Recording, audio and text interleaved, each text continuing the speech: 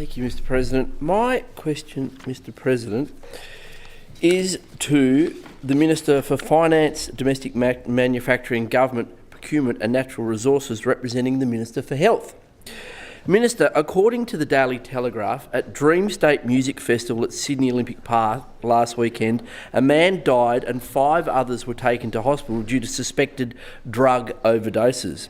Dream State did not have drug testing available for patrons. Could you please update the House on the government's drug checking trial, and will the government make drug checking permanent and also commit to fixed site drug checking? The Honourable Courtney Houssos.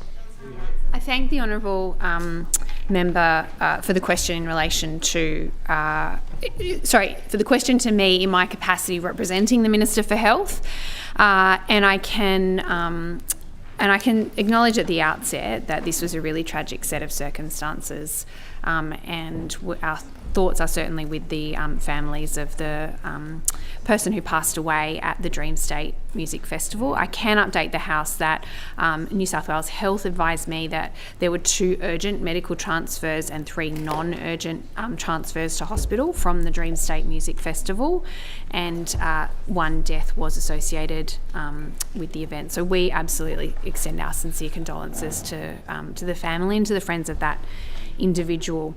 In relation to the broader question on drug checking trial, I don't have a new announcement for the member today in relation to that. I'd acknowledge the extensive work by the Health Minister in his previous capacity as the Shadow Health Minister and now as the Health Minister in this space. Our government has commenced a 1-year trial of pill testing at 12 festivals, and that followed that interim advice from the co-chairs of the Drug Summit that was received in December 2024.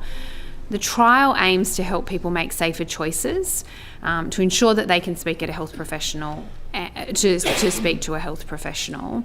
And as the member would be aware, this is part of a range of harm reduction interventions and services to support behavioural change and reduce drug-related harms. The trial, I'm told, will go for 12 months. It will cost just over $1 million.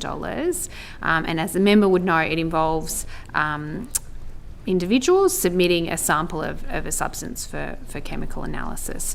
So then that analysis is delivered alongside targeted harm reduction advice. This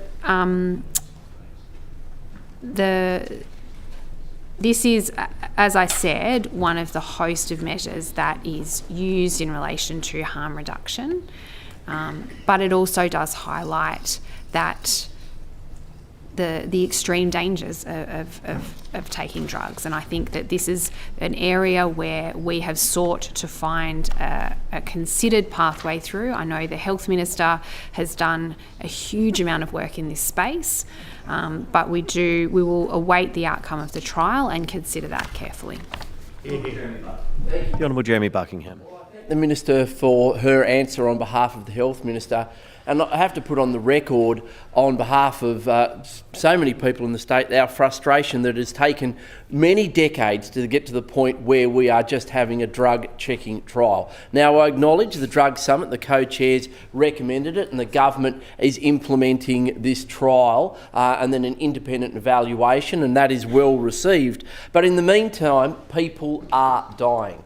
And it's foreseeable and preventable by reducing the harm by having drug checking at more sites and at fixed sites. And how do we know that works? Well, we just look at other jurisdictions and we look at what's happening in the ACT. There, people can check their drugs, not only for what it is, but the potency, and a huge number of people, when they do that, discard their drugs and decide not to take it. So there is an opportunity there to reduce harm in a much more meaningful way.